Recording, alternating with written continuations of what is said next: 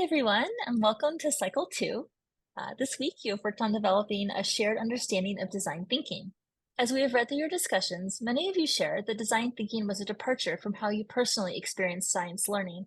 Instead of science being about discovery, inquiry, and collaboration that design thinking can facilitate, your experiences are more about memorization and repeating what had already been discovered.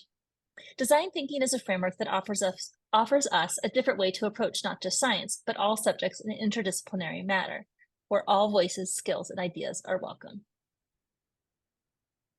We offer you this framework as another lens in which you can view children's work. There are many ways to interact with this framework, and as Lily says, this is both structured and unstructured, enough to appeal to the masses. For those who need straightforward directions, there is an option to go in order from empathize to test. And for those who learn differently, there is an option to bounce from phase to phase as it feels appropriate. When you're creating something new and planning with this lens in mind, it is critical that you remain open to feedback and revision. This is what makes it such a powerful framework to engage in. What will guide you in the next phase within design thinking is truly listening and engaging with the children that you are working with. Often, you will find that there's a missing piece of information or perspective that you forgot to include that will necessitate revisiting empathy. Let's say we're talking about a lesson that you just taught, which is always some form of a prototype, and you learn something new about your students' learning needs. This new information requires you to revise your lesson and go to the empathy phase again to redesign your next lesson with that in mind. As Jocelyn shared, empathy is at the heart of design thinking, where we must immerse ourselves in the needs and values of the person or community that we are solving for if we are truly going to create an authentic solution. Not what we would want or what would work for us, but what truly works for the stakeholders. And this is why empathy and feedback are such integral parts of what makes design thinking powerful. Whoops, what did I just do? I didn't put the quote in the, Oh, yeah. I was like, oh, wait, just happened. Okay, so I'll do some, I was reading, I'm like, that's not what she said. Right. I'm like, wait. Okay. Okay. That's why I put the quote in there. Okay. So I'll go back and then I can cut that out. No problem. Okay. Okay. As Jocelyn shared, I wanted to place students first and understand where they are coming from in their experiences, both in math and their own lives. And while I'm working on using empathy to define my lessons and interactions with students, I think I can do a better job at it so I can eventually ideate the classes I will be delivering to my students, keeping in mind their needs and experiences within the content. Finally, when thinking about prototype and testing, I think about engaging this content with my students to determine ways to change and adjust the lessons to serve my students and better aid them to become the mathematicians I know they can be. Empathy is at the heart of design thinking, where we must immerse ourselves in the needs and values of the person or community that we are solving for if we are going to truly create an authentic solution. Not what we would want or what would work for us, but what truly works for our students. And this is why empathy and feedback are such integral parts of what makes design thinking so powerful. We're also going to look at empathy and critical feedback from two different perspectives. First, gathering or being open to feedback in order to gather diverse perspectives that will inform your next steps. Something to consider within your classroom as you hope to implement this is how you can create a community that is both safe and supportive. Clara shares her thoughts. In order to receive critical feedback in a way that is beneficial for you, you must feel like the person giving you feedback has empathy for you. When you feel seen, heard, and understood, then the mutual respect will build and feedback will be able to flow easily without one party feeling attacked. Coming together to work towards a common goal is a huge aspect of design thinking. And if there is no empathy, there's no coming together. And if there's no coming together, then the critical feedback needed to make the ideas the best they can be will not happen.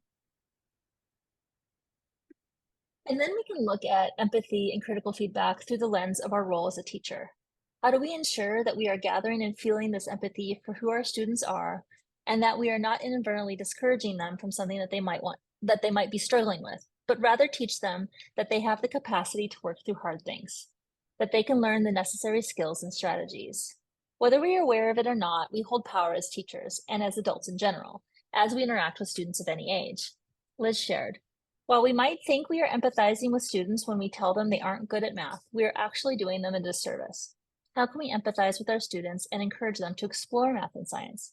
The choices we make and how we empathize can impact a student's view on their abilities. Many of you share this very experience in regards to your own view of yourselves within STEM.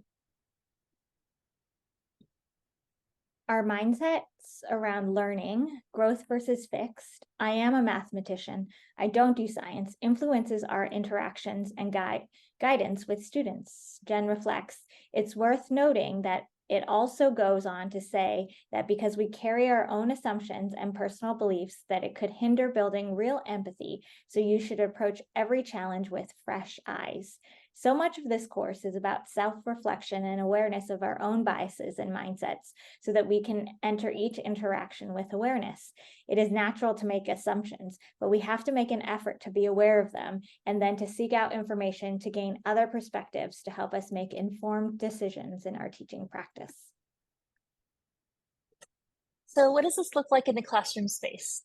Many of you made the connection when engaged in design thinking that there's a product at the end of the experience. But we want to challenge you with this mindset with a story which has all the elements of design thinking. I'm going to share a story from one of the ways that I implemented design thinking in my preschool classroom through problem solving with our students. So let's say when a problem would occur between two children, such as an argument over a block, instead of jumping to solving the situation for them as the teacher by telling one child to help by telling the other child to share the block or to give them a solution that we had used in the past, I learned to slow down and engage in empathy. Yes, I had an idea of what I thought the problem was, but I had to find out from them what had actually happened. So I would approach them and say something like, I see you two are having a problem. Can you talk to me about what happened? Now, this didn't always go smoothly, and I sometimes would have to scaffold for them to share their perspective and to listen to each other. And sometimes their perspectives would surprise me. So once they had shared, I would state the problem as I heard it to ensure I had understood correctly so we could solve for the right problem. So that's the define stage. In this situation, I might have said, so the problem is that you want to use a triangle block and your classmate has all of them. And if they both agreed, then we would move on to the ideate stage. And so before, I would have said, let's get a timer and you can have the triangle block when they are done building with it. But instead, now I would lead them to come up with their own solutions. So using this framework, I would say, what ideas do you have to solve this problem? Maybe they'll decide to use the timer that I was thinking about, or maybe the child will just decide to share the block right away. Or sometimes we'd have to go over to our poster of co-constructed solutions for problem solving. Or sometimes the child who wanted the block would just walk away in the middle of the conversation and go play somewhere else, conflict over. The last result made me pause and I would wonder, did I really help them problem solve? And then upon reflection, I would say, yes, actually, I think we did, because both children had the chance to share their experiences and ideas. And for them, it didn't matter anymore. This design thinking being used to support social emotional learning can empower students to have agency in solving their own problems. There was no physical product being created, but rather I used it as a lens for which we can view the interactions and experiences and work with students.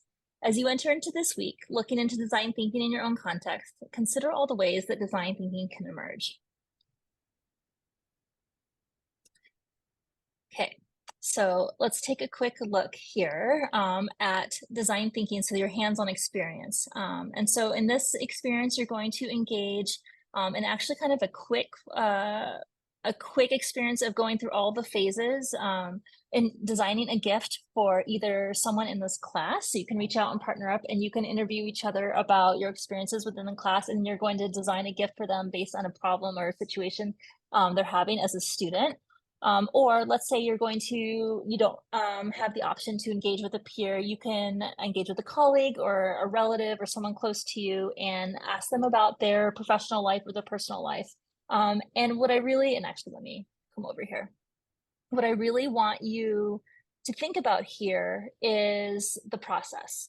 Okay, it's not really about designing the gift. I mean, yes, I want you to design something thoughtful, and but these steps, these are the pieces to focus on, not the actual prototype that you're making. You're going to make something, but don't get really, really stuck on, I need to make something really, really beautiful and and actually functional. Like you may not be able to make something functional, especially if you're making it out of just materials from your house. Please don't buy anything. Again, right? It's just about the idea. So as you go through it, document all of the steps that you go through in here within empathy, um, and defining your problem statement. And so you can write everything down on a blank piece of paper, but also we offer you, I want to make you dizzy as I go through right here, this design crash course worksheet. It looks like this. You can also just write everything in here, and it's a nice way to document your experience. You're going to see things are really fast. Design thinking can be fast. It can also be slow. And I want you to know that this one is fast on purpose just to move you through the phases, because sometimes we get stuck in our own heads of wanting things to be perfect or, and so really this one's designed to be fast just to help you move through the process. And then you get to later reflect on the pacing. So know that you're going to have a spot to share about that.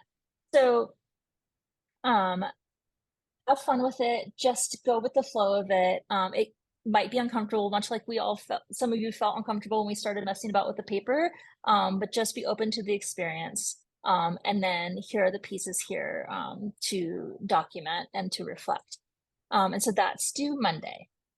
And then the next thing that you're going to engage in is going to be where you look for design thinking in your daily life. And so much like the last cycle, you're going to look for it either in your work with children or in your daily life. And knowing that it's a holiday weekend, maybe your typical exposure to children is different. And so it's okay, just document it wherever you see it. And then what's different about this cycle is that you're going to compare this current framework. This question is this prompt here. Oops, sorry.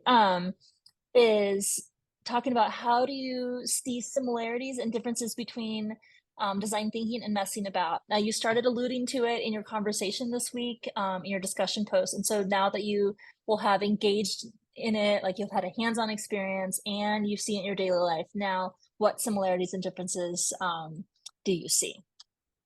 Okay, so this is due Wednesday, and then you'll get a reminder to do your 2 peer reviews on by Friday. And just a quick reminder about feedback. Your feedback, you guys did a really wonderful job in engaging in feedback. And I just want to encourage you to stay focused on the conversational aspect of the feedback. It's not evaluative in any way. It really is just to extend thinking, maybe as people are sharing their like where they saw it and how they interpreted it, you might have a different interpretation. Engage in that conversation, like, oh, why do you say that? Maybe I think this, right? Think about those ways to just extend or ask questions, make connections to your own life there. And know that really it's not to be evaluative in any way. That's not the point of this. It's really just to be exposed to other ways that design thinking is showing up in your life, and then also to just extend that conversation. And then the other piece too is as you've experienced last cycle, timeliness is so important in this piece, because you being able to turn in your documentation on Wednesday enables others to do their peer feedback. And if it's not there, they can't do it. And so that's a real loss for everyone, because one, like you won't get more feedback on it. And then also the other person doesn't get to see your beautiful documentation and ask you questions about it. So I know life happens, and thank you for those of you reaching out when that happens. And so I know, like, we're understanding, and please do everything you can to get in your documentation on time.